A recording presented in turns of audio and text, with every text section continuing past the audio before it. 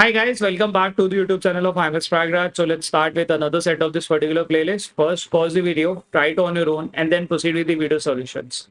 So this particular set I've taken from previous year's MCAT, and set is a deductive reasoning based set. And the set says four Punjabi singers Diljit, Arjun, Karan, and AP participated in a fun backstage game called Jo Jeeta Wo Sikandar after one of their concerts. The game is played with four number cards, 1 to 4. In every round, each singer gets one number card and places a bet of rupees 10 on their card.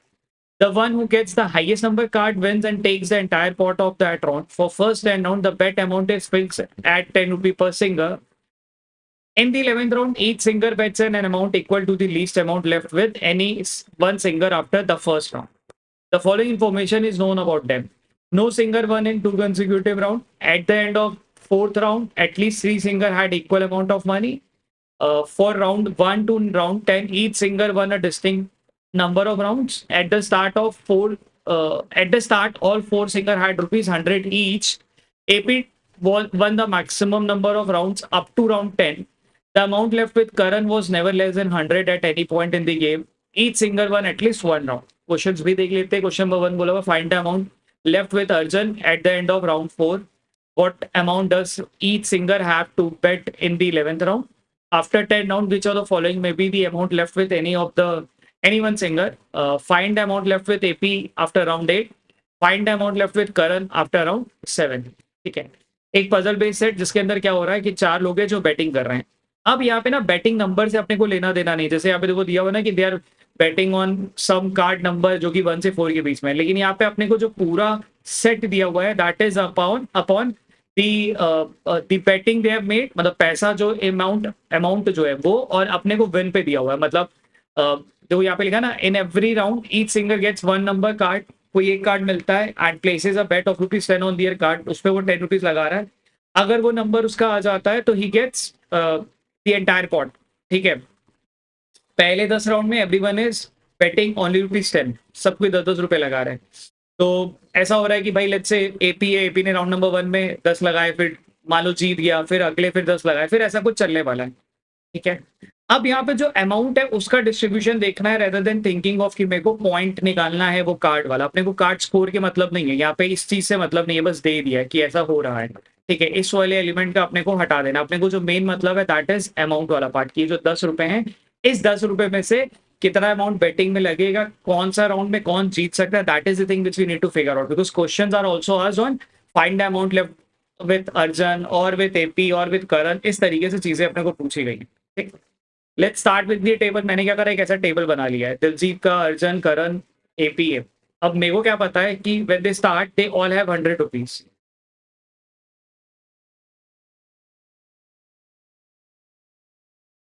ऐसा they all have 100 rupees. अब let's start with each point. कह रहा है know singer one in consecutive round. कोई भी singer ऐसा नहीं था जो कंसेक्यूटिव राउंड जीत रहा हो. कंसेक्यूटिव राउंड मतलब 1 और 2 नहीं जीतेगा, 2 और 3 जीतेगा, ऐसा so on. Eight the end of round 4 at least 3 singer had an equal amount of money. यार ये वाला पॉइंट क्या कह रहा है, अगर राउंड 4 का जब एंड हुआ तो 3 सिंगर ऐसे थे जिनके पास इक्वल अमाउंट ऑफ मनी था. वो कैसे पॉसिबल है अगर हम ये सोच पाए. वो देखो एक पॉसिबिलिटी ऐसा हो सकता है कि चारों सिंगर्स ने एक एक राउंड में जीता हो. बिकॉज सी 4 राउंड के अंदर जो पैसा इन्वेस्ट हो रहा है और विनिंग राउंड वो तो सबका सेम है ना. लेट्स से ये तो चारों लोग 100 रुपए लेके आ रहे हैं तो इन्वेस्टमेंट भी सेम है. चारों का जो पर राउंड जो बैटिंग अमाउंट है दैट इज ऑल्सो सेम 10 रुपए. तो विनिंग अमाउंट भी अगर चारों का बराबर होगा तो इवेंचुअली चारों का 4 में से 3 लोगों का कम से कम बराबर दिखेगा. तो एक पॉसिबिलिटी है कि चारों ने एक एक राउंड जीता हो टिल राउंड नंबर 4. या पॉसिबिलिटी क्या हो सकती है कि भाई ऐसा 2 1 1 0. यार ये तो पॉसिबल नहीं है क्योंकि इस केस में क्या होगा, कोई एक होगा जिसने 2 राउंड जीत गए, कोई एक है जो 0 राउंड जीता है. तो इनका अमाउंट अलग अलग होगा, इनका अमाउंट खाली सेम होगा. अपने को कम से कम 3 लोगों को करना है. ठीक. अच्छा और क्या पॉसिबिलिटी हो सकती है, हो सकता है कि 3 0 0 0 यानी कि ऐसा कोई जिसमें कि 4 में से 3 राउंड हो. ठीक है. 3 1 0 करना था.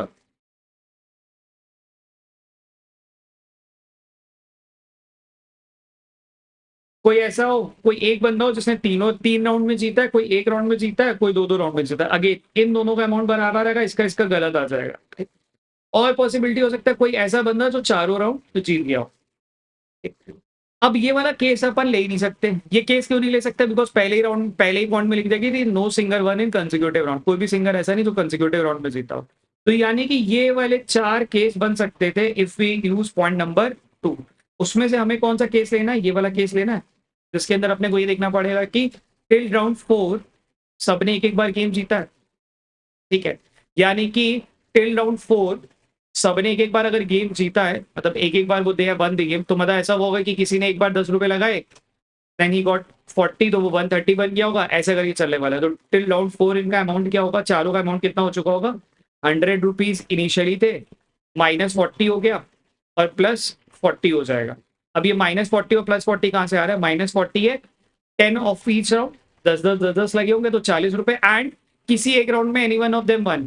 तो मान लो दिलजीत की बात करें, दिलजीत ने 100 में से 10 राउंड, जो फर्स्ट 4 राउंड है उसमें 40 लगाया था, 10 ईच करके, एंड किसी एक राउंड में दिलजीत हैज वन, सो 40 हो गया, तो एडजस्ट होने बाद ये 100 बचेगा। तो यानी कि राउंड नंबर 4 के बाद इनका भी 100 है, इनका 100 है, इनका 100 है, सबका 100 होने वाला है।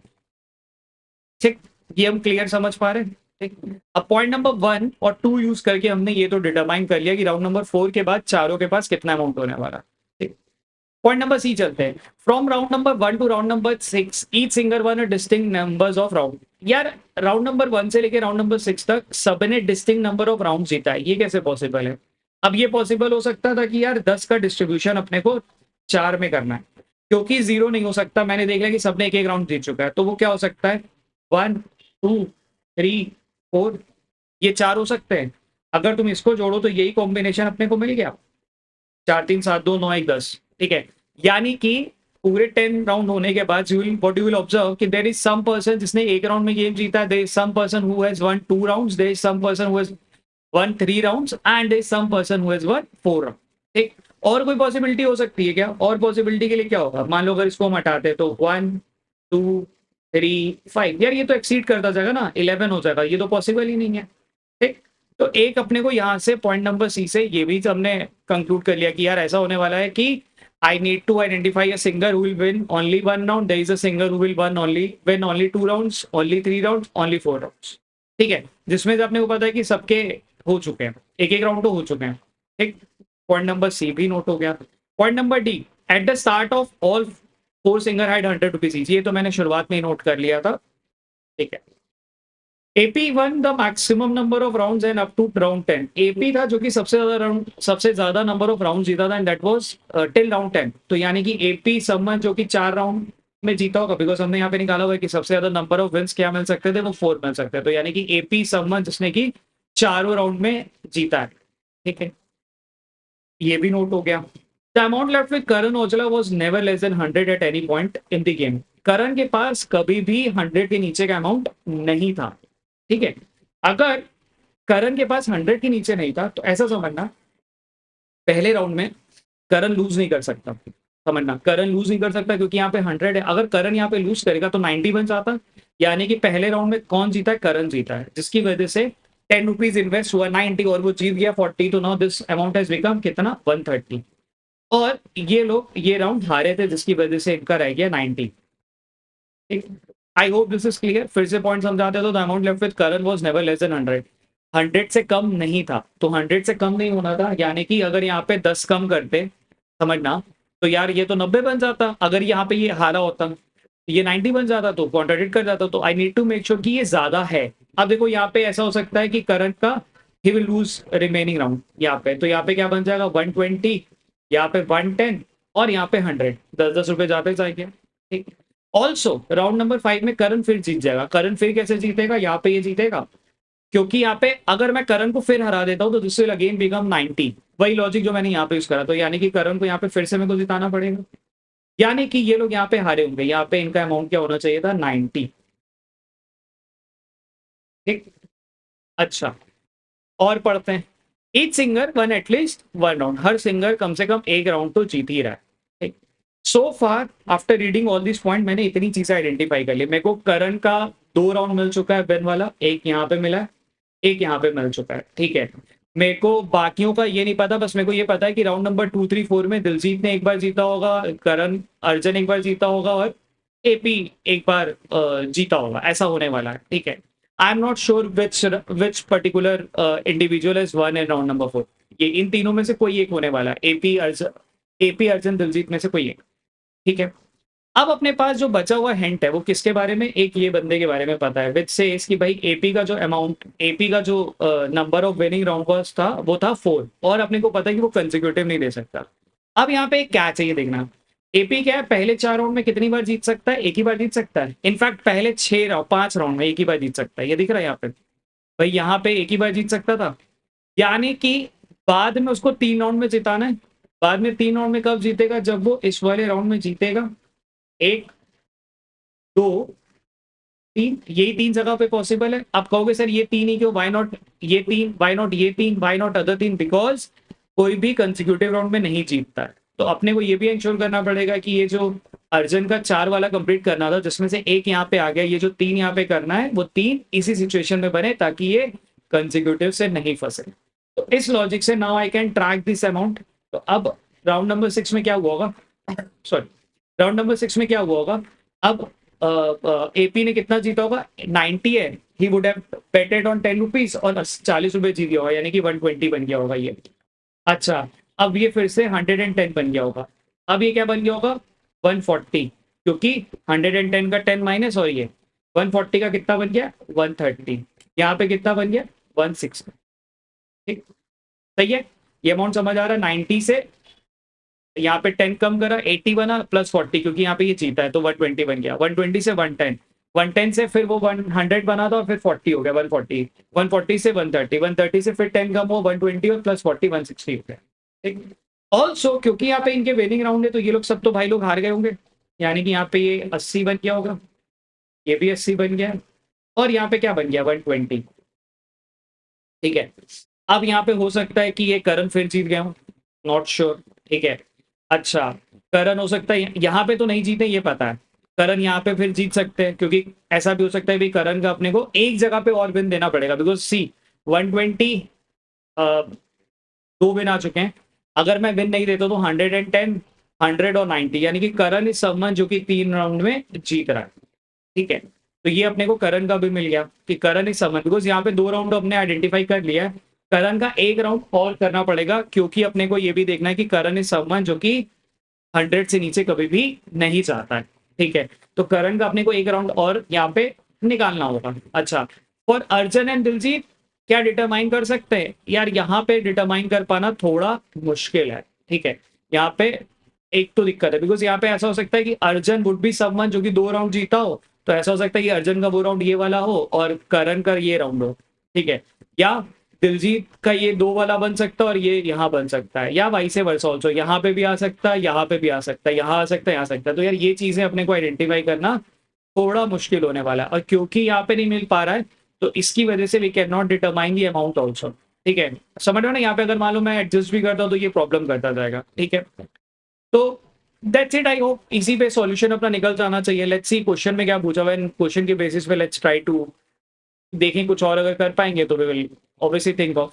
क्वेश्चन नंबर 1 पूछा हुआ, find the amount left with Arjun till at the end of round 4। Round 4 के बाद अर्जुन के पास कितना पैसा बचा, अर्जुन के पास कितना बचा, 100 बचा, तो यानी कि ऑप्शन नंबर बी है so B the correct answer.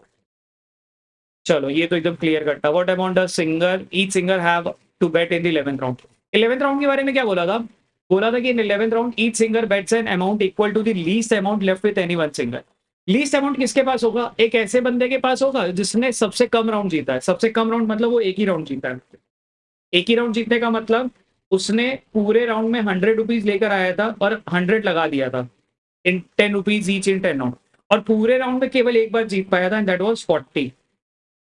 ठीक है, यानी कि उस बंदे के पास आफ्टर कंप्लीशन ऑफ राउंड 10 ये अमाउंट बचा होगा सबसे मिनिमम, यानी कि यही अमाउंट है जो कि 11th राउंड से हमें बेट करना पड़ेगा, बिकॉज स्टेटमेंट नहीं बोला था ना, in 11th round each singer bets an amount equal to the least amount left with any one singer.